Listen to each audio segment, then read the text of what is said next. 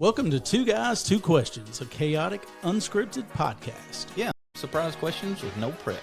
I'm Ryan Keaton, a real estate guy who's happiest with an ocean view. And I'm Jarrod Greer, a retro toy fanatic / loather who may or may not have a Batman cape within arm's reach right now. You definitely do. You don't know that. From alligators to vibrators, superheroes to existential crisis, we cover it all. Plus, every month we'll bring in a mystery guest and try to keep things extra unpredictable. So if you like spontaneous conversations, French bulldogs stealing the show, and two guys who think they're funnier than they probably are, then you're in the right place. Yep. Well, enough of this. Let's do this. Two Guys, Two Questions starts now. Does the T-shirt mean that you did go out and survive the concert? Oh, yeah, I did. I went. And stayed. That's a strong word. I went at. Let me tell you this. I've never really been to one of those outdoor festivals, and I was really anxious about it. Tyler Childers was to go on stage at 9:00, and I thought, well, we'll go out there about 6, and then I got really stressed out, thinking, well, the traffic will be horrible and all this. Man, I never hit the brakes until we were at the gate of the show, and when we got there, it's Healing Appalachia, so it's sponsored by these drug recovery programs, and I guess they employed the drug recovery people there. I'm stereotyping here, but you can tell. You know, anyway, we pulled up to the gate, and I got the little QR code on my phone, and Katrina starts to hand me the phone with the ticket on it, and he says, don't worry about it. How many you got? I said 4, and he gave us 4 wristbands, and then he said, here, in case I miscounted, and he threw me 4 more wristbands. And then I said, I bought the good parking. He said, well, we're out of parking passes. Just go wherever you want. And so that did not help you. No, it didn't help me worth a shit, but I drove as close to the stage as you could get a vehicle is how close I got, basically. I was up in the VIP parking, which is 2 classes better than I bought. But anyway, but there was nobody there to say, hey, don't park here or park over there or whatever. We stopped and asked one kid. I said, hey, I bought the premium day parking. Where am I supposed to go? He said, man, I'm just a volunteer. Wherever you can get. But literally, I think that's why people have such nightmares out there. But it was slick. We were in the place. Like I said, I never pumped the brakes till I approached the guy that threw me a ton of wristbands. Now, what about getting out? Getting out was a bit of a challenge, but still very good for as many people as were out there. They did a great job getting people out. Concert was over at like 11, and probably by like 11:45, I was home. Well, that's pretty good. Yeah. So Eric was out there, but they didn't stay, but they got a tent site. Yeah. So they would go out there, get a little lubricated, then go in, and then come back out and do some more lubrication. But what they did was they just hung out at their campsite. Yeah. Well, I bought a campsite because I wanted to do that, but then I know me, so I didn't want to go out there and be there all day. So I didn't even find the campsite, and I'm sure somebody enjoyed it. But I don't know. It was a great show. I saw Tyler Childers and the two bands before him because, you know, we got in there so easy. We got to see 2 other bands. Learned how to administer Narcan. They did that during the intermission between the bands. It was a thing. They were healing, man. They were healing people, buddy. They had some recovering addict give speeches between every band, and that's kind of cool. You know, it is what it is. It is what it is. Yeah, I mean that was his whole point of it. You know, it was a great show. I like Tyler Childers. He got me in my feels a little bit. So it was a pretty good show. Hey man, if you can get a time to kind of escape in the head space a little bit and get in your feels, that's a good day. Yeah. Overall great. I shudder to think how much money the fucking merch booth there made. The merch line, there were about 7 or 8 lines. They were each 100 yards long. And me and the girls were there, and we got in line, and we waited forever to get our T-shirts, and, you know, obligatory T-shirt. See, Eric mentioned that. That was like Eric. It was funny. We did our standard golf night last night, and Eric is just when he tells a story, he's really precise. Mm-hmm. So we literally from Saturday and Sunday, he went hour by hour what time he left the house, what time he landed. But anyway, he was talking about the merch table. That was the very first thing they did was there. Yep. I've never been a merch guy. I've never been one that I never cared. I never spent the money, and I sure as hell I'm not going to stand in line to get a T-shirt that I may wear one other time. Well, so here's where we were. I didn't want to get in the merch line because it was so long. But we walk up to the stage, and there's some other band that we didn't really care about. And we didn't take chairs because Katrina asked me, said, should we take chairs? And I said, yeah. And then as soon as we got there, I'm like, man, we should have brought fucking chairs. I fucked this up.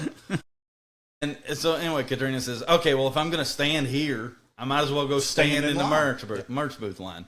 So we went and stood in the merch booth line, and for 4 T-shirts, it was $170. And I look around at how many people are in that line. Oh, yeah.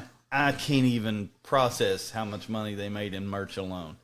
But I got to thinking after it was over, were they so lax with security and all that bullshit? Because it was sold out anyway. They met their budgetary numbers. Yeah.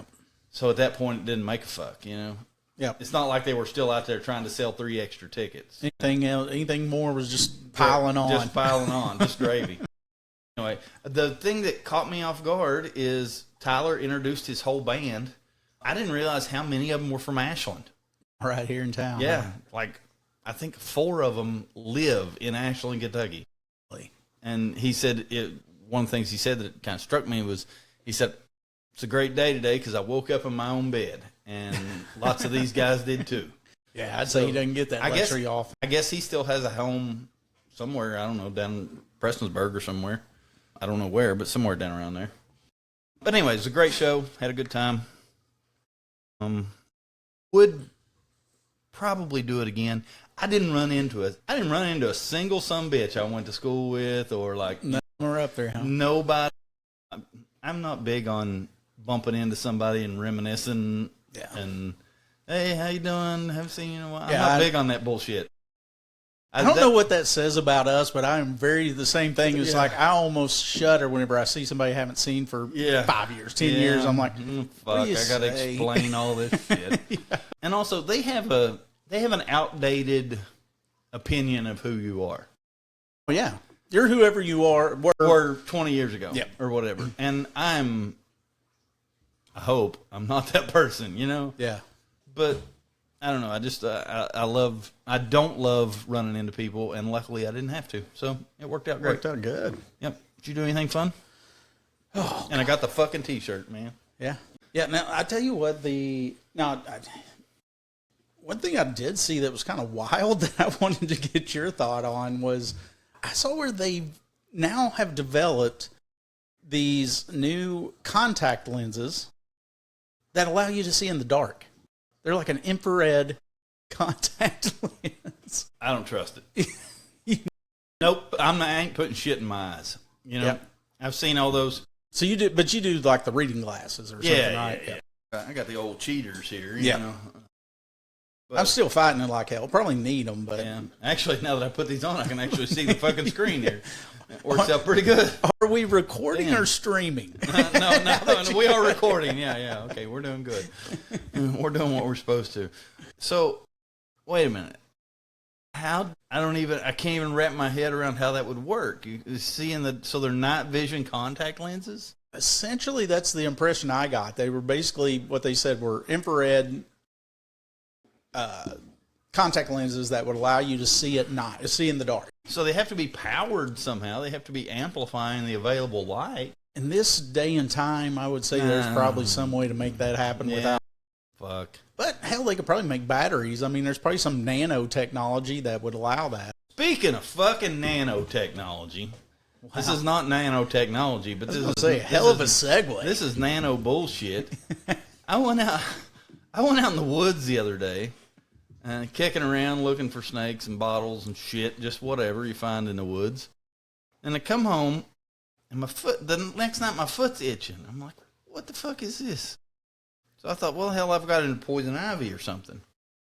And I got this little pattern of fucking bumps on the top of my foot. And I thought, well, somehow, through my shoe, I got poison ivy.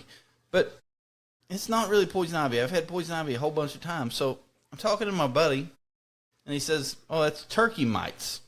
I said, "What the fuck is a turkey mite? I've never even heard of this." And so with some Googling, we come to know that turkey mites are larval ticks, basically. Chiggers, if you will. Yep. If you're from Eastern Kentucky. But, so, it's funny as fuck, the pattern of the places on my foot are the same pattern as the vent in the top of my shoe.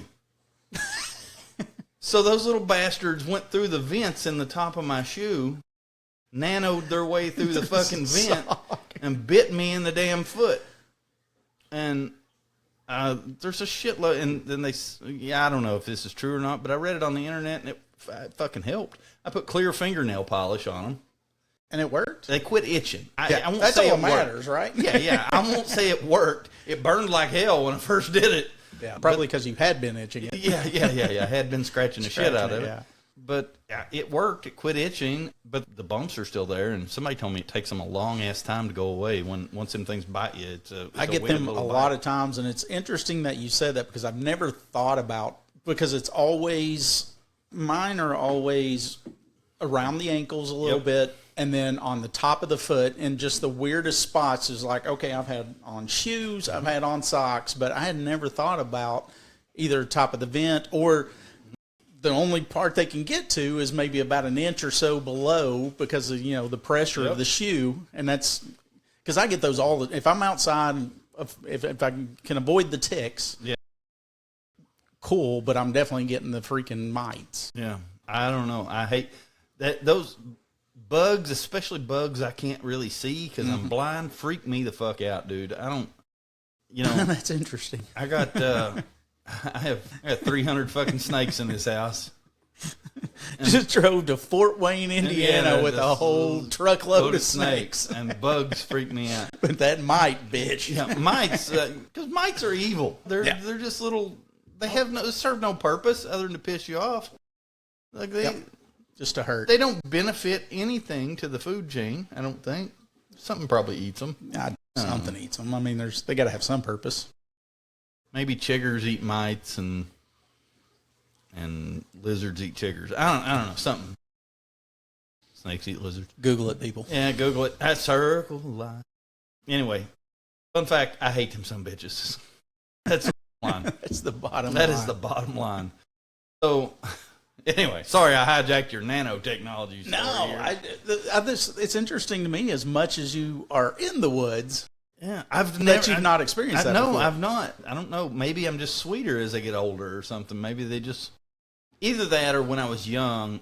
When you're young, you're constantly beaten, banged up, and bruised up because when you're 19, you fall, you go that fucking hurt, and you skin your leg, all the shit, and you don't think nothing about it. But so I was probably a walking wound at 20 years old. Yeah, and are your feet itching because you got foot fungus or whatever. Yeah, and now I'm like old and tenderfoot. I'm not walking out in my driveway barefooted. Yeah, I'm sensitive.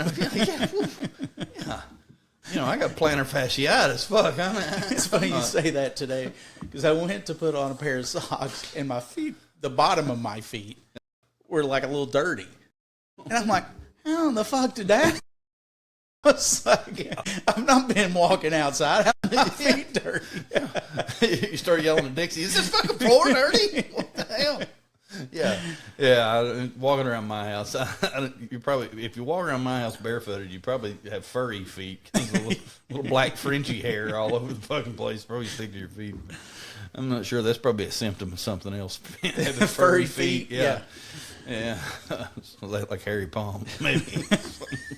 Good fetish right there. Yeah. I like the furry feet. Yeah, shit. All right, well. Let's cut the shit here. What's real? Tell me something good. Tell you something good. Well, man, I got a good question for you. I feel like this week. I'm glad you do. You going to 2 in a row? Yeah, tell him about it. What the fuck, Franklin? He said, that's bullshit. We're a podcast. It's 2 guys, 2 questions. Franklin said, I'm going to take over. No, so this one, of course, you've been bitching about hypotheticals, so I've been trying to let you off of that for a minute. Okay. It's coming back, though. Just fine. But this one is... I don't know what kind of triggered or what made me think, but I was curious several different questions in regards to like the retro toy kind of thing. Have you ever seen during the course of like the career is whenever there's like a big, huge blockbuster, like a new Spider-Man, a new Batman, or whatever that shit comes out, does that have any ancillary effect on interest in yours, and how, in what way? I mean, because I mean, obviously that is totally different from whatever the retro toy is, but I figured it probably did, but how? Not so much on toys, I don't guess. Maybe some, but definitely on comic books. So Captain America never has a high batting average season or whatever, or he also, on the other end of that, he never tears his ACL. So he's never really, things like that affect sports cards. But for comic books, the only thing you can do to get some comeuppance is to get a new TV show or a new movie and increased interest in the character. So if Captain America gets a new movie this week, general population interest comes up in Captain America. Therefore, the prices on all of the books come up. And basically what you're looking for then is important books in the arc of Captain America. His first appearance in a new suit, things like that. Things that will spark toy line interest is like when the Transformer movie came out back in, was that like 05 or something like that? Early 2000. Something like that. Transformers were pretty slow property before that, but when that movie drops and you get new kids interested in it, that's getting new kids interested, thus bringing their parents into the fold for the nostalgic thing. And, that's probably what sparked me into the thing. Cool, Dad. I want to play with the same toy you did. Yeah, so that if a movie gets made or a new cartoon comes out, now a thing that happens a lot, though, like with He-Man specifically, He-Man was one of my best-selling properties in the stores. And then they made this new line, and Walmart started basically re-releasing all the old figures with cooler molds. And some of my vintage He-Man guys switched over to those and stopped buying the old expensive figures and started buying the newer, cooler ones that were on cards. But also then Mattel, or actually not Mattel, who the fuck owns that now? I guess Super 7, maybe. Anyway, they beat that fucking thing to death, and they quickly put out 700 new figures, and then the guys got burnt out on it, and they just murdered that toy line. Nobody fucking wants it now. Interesting. But we've talked about this a lot before, but COVID just did such weird things to the industry. But prices on all that stuff fluctuate like crazy. We were looking stuff up today. We're getting ready for a horror convention. So we're pricing inventory, and some things that were priced 2 years ago we're reprice checking, and some of the stuff has just, the bottom's just dropped out of it over the last 2 years. Things that we had $300 price tags on, we're putting $120 on today, and also vice versa. Random things, and it's like the things that were short printed or let's say truly in demand, have demand greater than their production. Yeah. Because very few toys are like that, Yeah, because they'll just crank out more. Yeah, they just keep making the shit until they're on clearance at Walmart.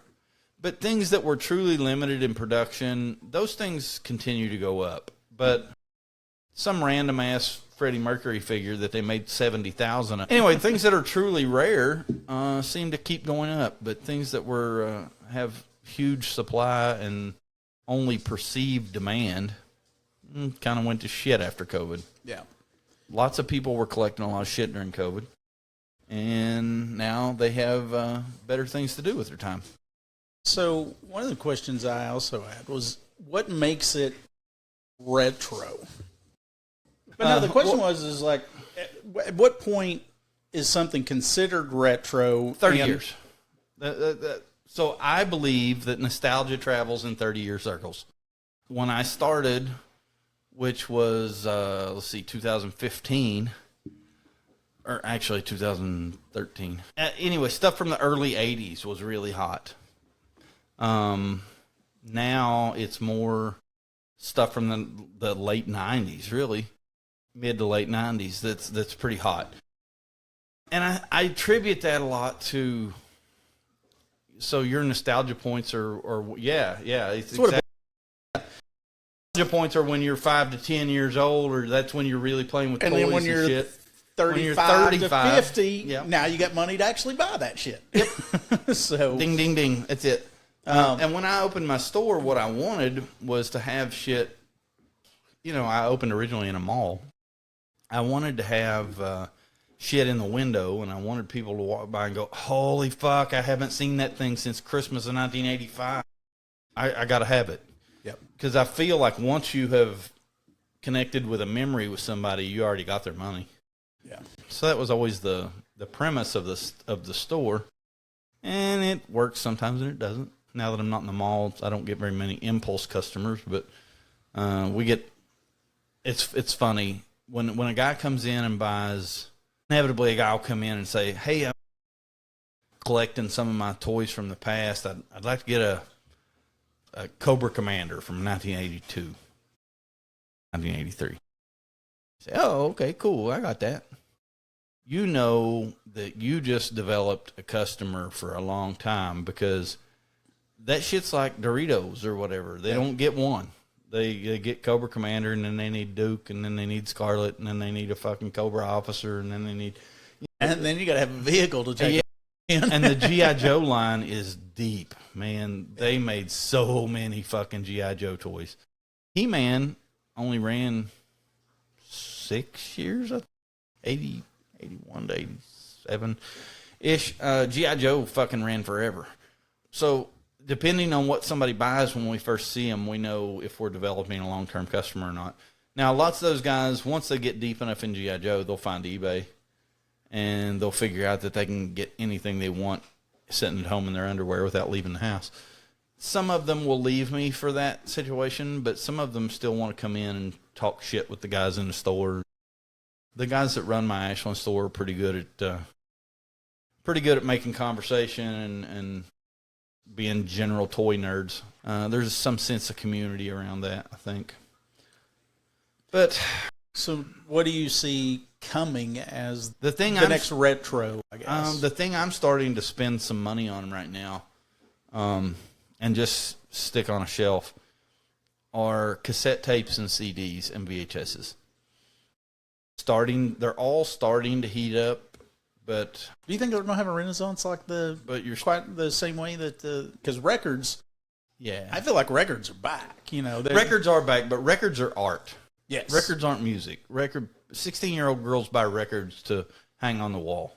And now some of them listen to them. Yeah, because that's what I said. Like now, my kids love records because they love the sound of it. They, it's just a deeper, richer sound, and it's it's kind of cool to hear that, that little crumble that it makes as it's going across through there to start with. But I opened a record store in the mall last Christmas, and we sold a vinyl collection, and we had a record player in the store because I knew people were going to say, hey, does this skip or does it play well or whatever? So I had a record player there so people could just listen to it before they bought it. And it was shocking how few people did that. Like I saw maybe 3 or 4 people do it through the whole couple months we did that pop-up. They just didn't care. Yeah. Half of them wouldn't even take them out and look at them because they were buying art or status or something. That's what I was getting ready to say. Yeah. I think most people out there buying status like, I'm a record guy. Yeah, it's just a hipster thing. It's just, I'm cooler, I got vinyl. No, what I see in CDs and cassettes and VHS tapes is through COVID, sealed video games became huge. Like I used to, a sealed copy of Mario selling for, freaking probably north of $500,000 or something. But there are companies now that are grading video games, and graded video games are a huge thing now, massive.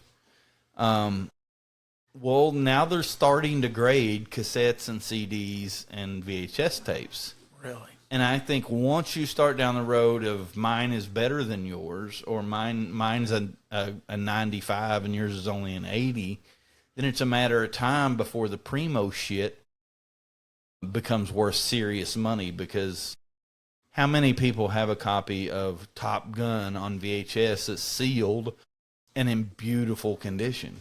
Yeah. because you don't usually buy those. It was only later, I feel like, to where, like, I no doubt in my mind, I could go home right now and probably pull out 10, 15, 20 DVDs still in the plastic. Yep. That I bought out of a $2 bin, or something, with the intention of watching it, and then I was like, "Oh, I've got that on streaming. Why do I need to pull out an extra machine?" Well, sealed DVDs are a thing now a lot because of lost media. Basically, how many movies that you've seen in your life aren't available on streaming right now, or aren't in print as a DVD? Think of some random ass movie. Fuck, I can't even think of one right off. But I'd be interested to hear that, because to me, I don't think that there's ever been a movie that I wanted to watch that just popped in my head that I couldn't find. Now, the frustration may be, well, fuck, I got to go to Amazon, then I got to go to Netflix, then you go to, so you may have to search for it a minute. But the other side of that, too, is you just put in a simple search of Google and say Shawshank Redemption, and it'll say you can stream that on. Blah, blah, blah, blah, blah, blah. Yeah, spit out 6 of them. There are definitely, you'll run across one eventually. There are definitely TV shows that you cannot find. There's one, and I can't think of the name of it to save my life. Wait a minute, is it Judging Amy? Which was a TV show. When the fuck was this out? Oh, 1999, 6 seasons, 99 to 2005.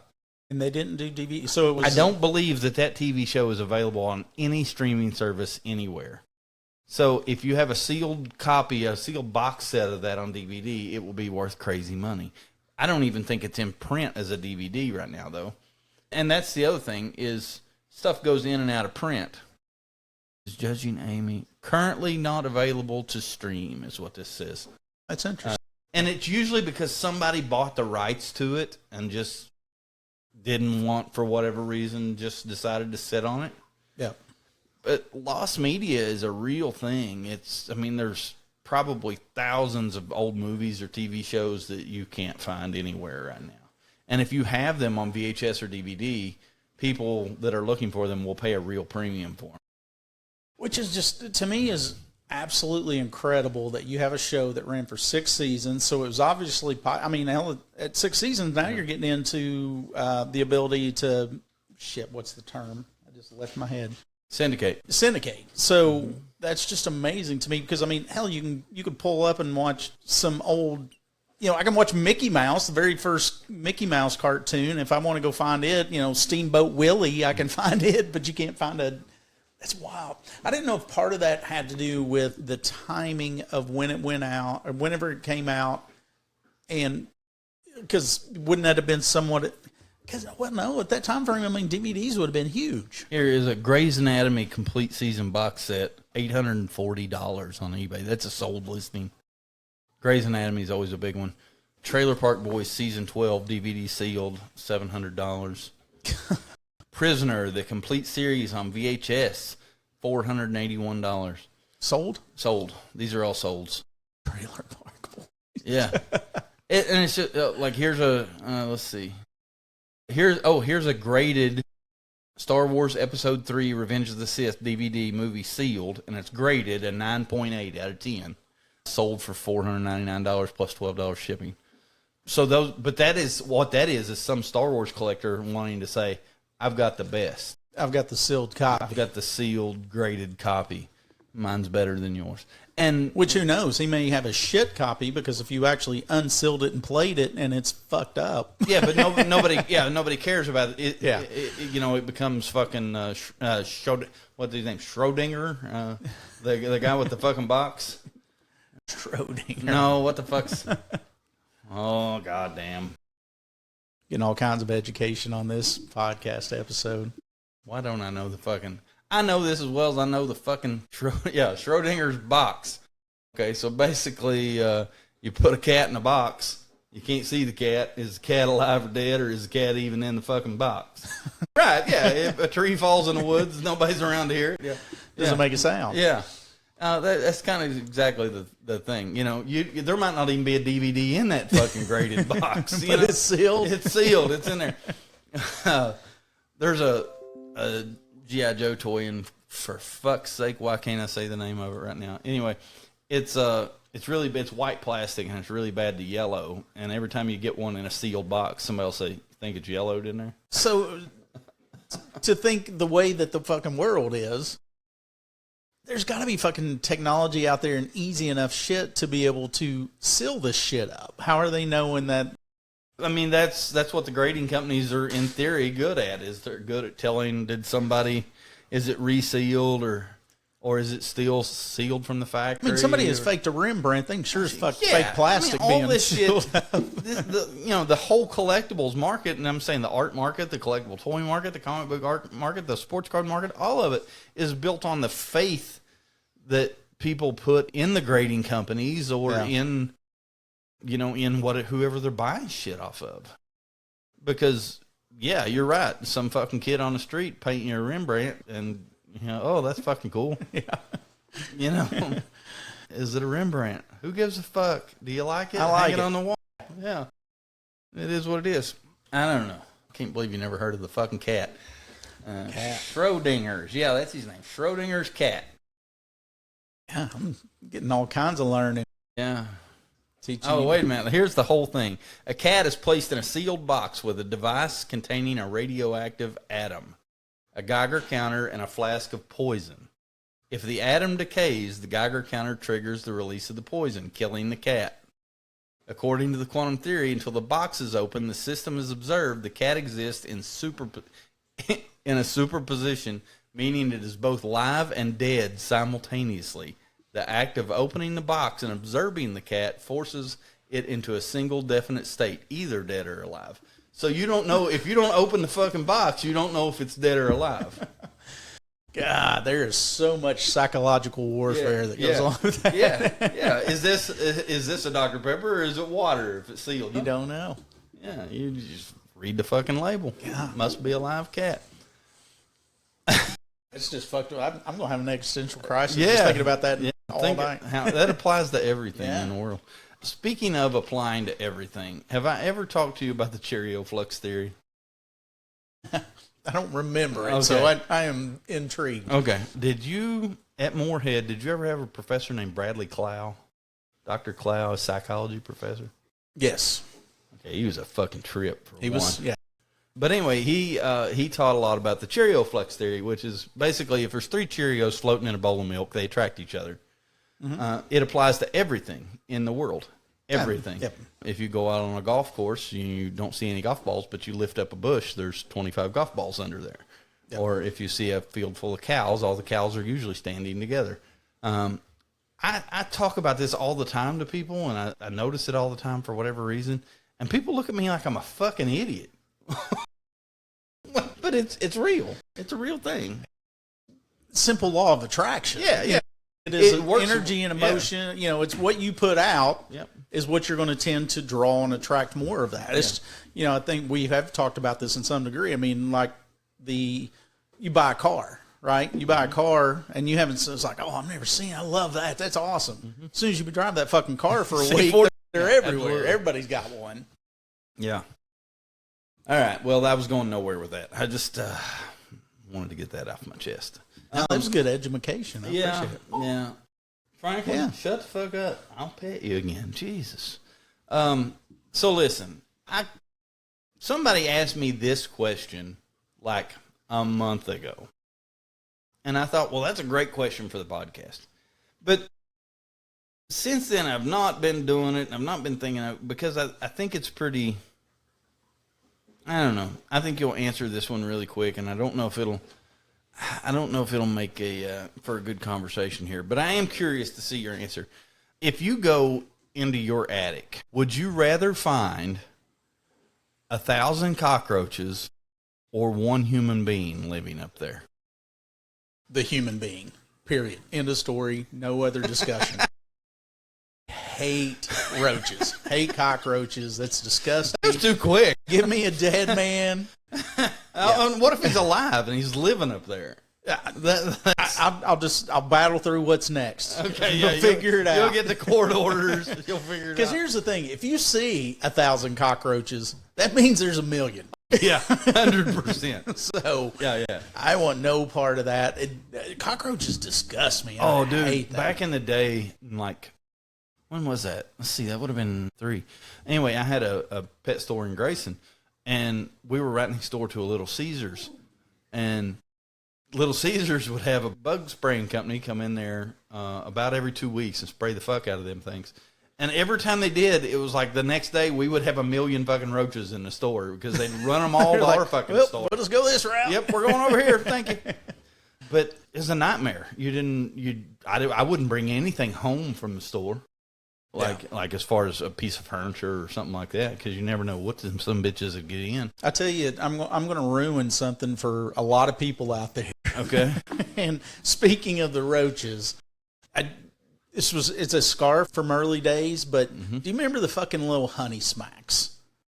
Yeah. The frog. They look like little fucking roaches. Oh man.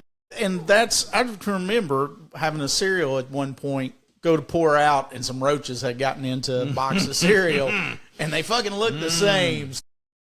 Word to the wise to the sugar smacks people out there. I'm sure it's a fine cereal. I enjoy it, but money to eat a bowl of cornflakes that you know there's 25 scabs in. Even if they're yours. I am not that's where I would get fucked on any challenge, or like if I went on one of those shows or something and they come up. So you're not going on fucking Fear Factor. I can't handle eating disgusting. Like I'd eat like a cricket or some shit, like that would be fine, I can't either. I have a really weak stomach. I can't. Believe it or not, I can't do anything that kind of grosses me out. I just instantly am shut down, and I know I'm going to vomit, or I know I'm going to feel. I can't do it. Yeah, I remember the first day I got Franklin. He was just a teeny tiny little puppy, and some of my buddies from high school were on there in Conley. I'm sure you remember him. Anyway, Franklin peed in the floor, and it was just a little puddle of pee. And I was like, oh, fuck, what did I do? So I go and, like, get some paper towels and, fucking got a glove on and shit. And Theron's like, give me the fucking paper towels. And he just dobs it up. And he's like, it's fucking piss. Who cares? I'm like, man, I do. Me and Franklin had to give me the hazmat suit. Yeah, we had some long talks in the potty training session. Me and Franklin did. Luckily, he caught on pretty quick. Because like the last time we were here when we were recording, and she just went out there and picked the shell out of the vomit. I'm like, yeah, I can't do that. I'm like, bodily fluids as a whole, blood, shit, piss, vomit. Nope. You can keep all that. I just think that's one of the things that's always comical to me, because there is what gets different people. Yeah. I mean, there's millions of people that if they were to come in here and know that there's, 100 snakes in one room and turtles here, and you got a couple lizards, whatever that is, that would be, nope, I won't go in a house. Well, it's funny. Somebody on Facebook that's kind of a friend adjacent was like, they had videotaped it was just basically a little brown snake. I don't like snakes either, and I mean, I would record, I wouldn't be freaking. She's losing her ever-loving mind. She is literally getting ready to burn the fucking house down. She was like, if there's that snake, there's another one in there. It's like, somebody tell me this is not a copperhead, and then, of course, once you get on Facebook, then it became a cesspool. People telling her, it's like, oh, it's in her house. Or Yep. Fucker was getting ready to get burned down over a little yard snake. Man, I've heard all that shit. You know what's fucked up is, I've literally had snakes since I was 15 or 16 years old. But if I go back to Grayson and I go in a convenience store or whatever and make more than 30 words of conversation with somebody to where somebody says my name or whatever, they say, oh, you're that snake guy, aren't you? Like, man, that's fucking crazy. Like, all the things I've done in my life, and I'm that snake guy. Or actually, usually you're that guy that got bit by that snake that time. Yeah. That just tells you, well, that's also a product of where you're at. If you're that's not happening to you in Ashland, but Grayson or Webbville or Olive, I mean, it's a small town. It's definitely a small town. Okay, so that 1,500 population's the same 1,500. It's just their kids or yeah. So back to the roaches as a human thing. Have you ever been asked to sell a house that was infested with some creature or had somebody squatting in it?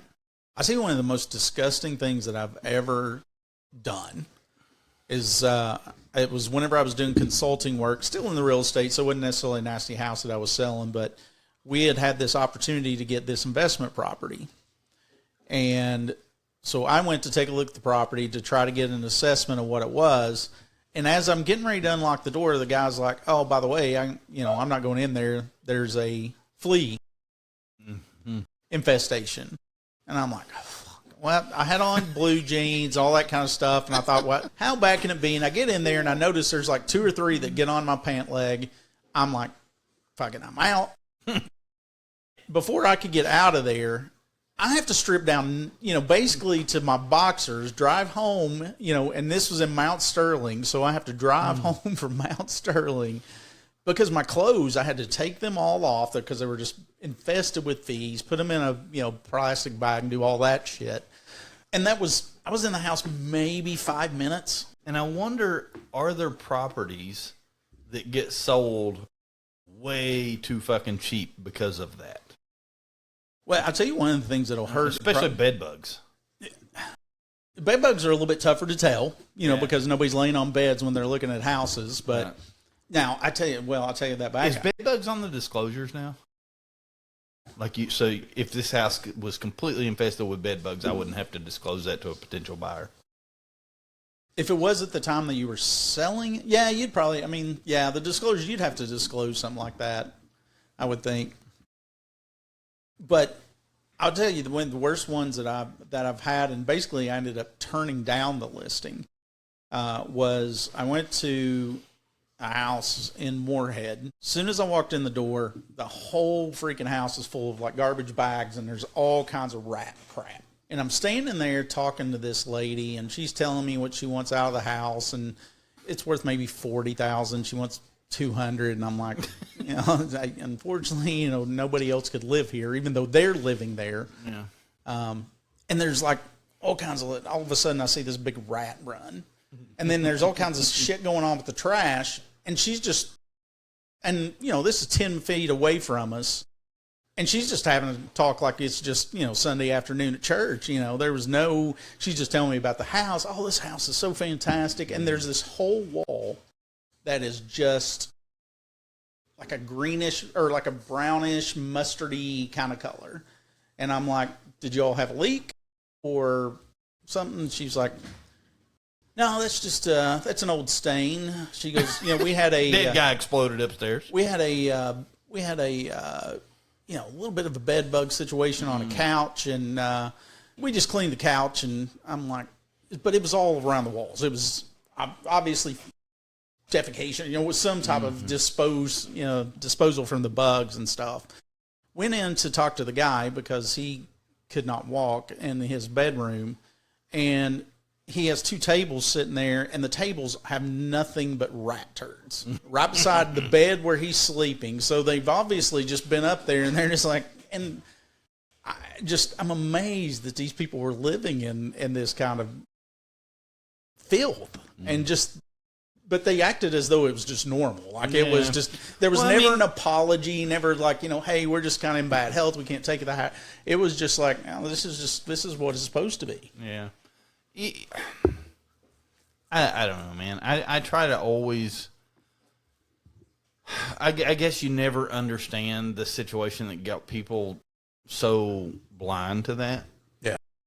Like how rough does your life have to be where you don't care to knock the rat shit off the table? This appointment that I went to, I scheduled that 3 days ahead of time. Oh, yeah. Yeah.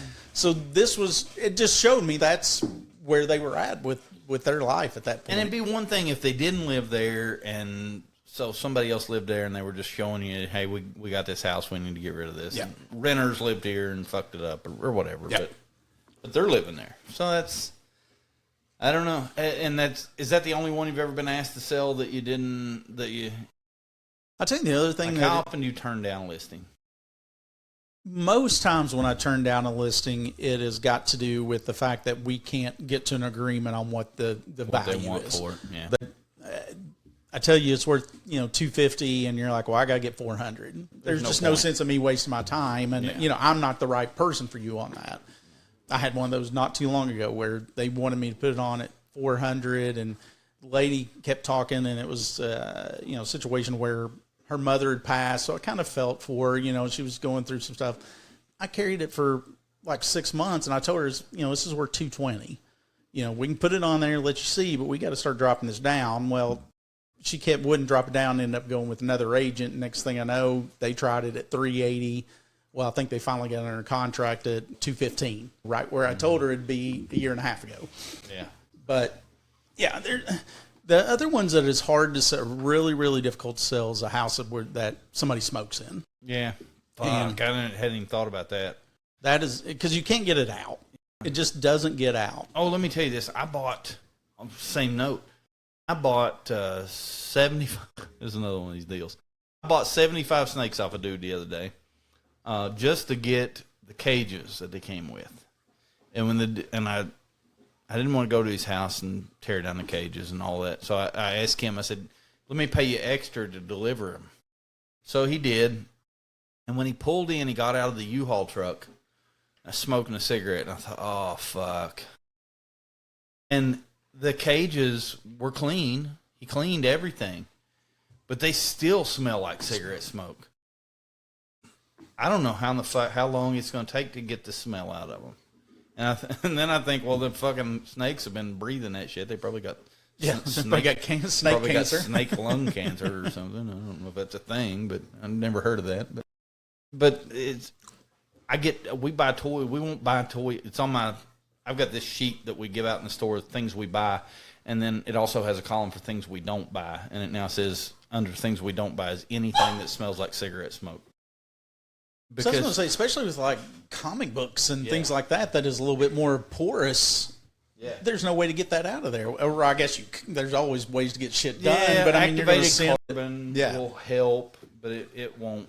It's not a cure-all. But you're not going to get that good grade if you send something that's got a little bit of smoke, scent to it. If you happen on a house that is worth $500,000 and they'll sell it for $100,000 because it has a human or 1,000 cockroaches in it, I think we should buy it and figure out how to get rid of the infestation.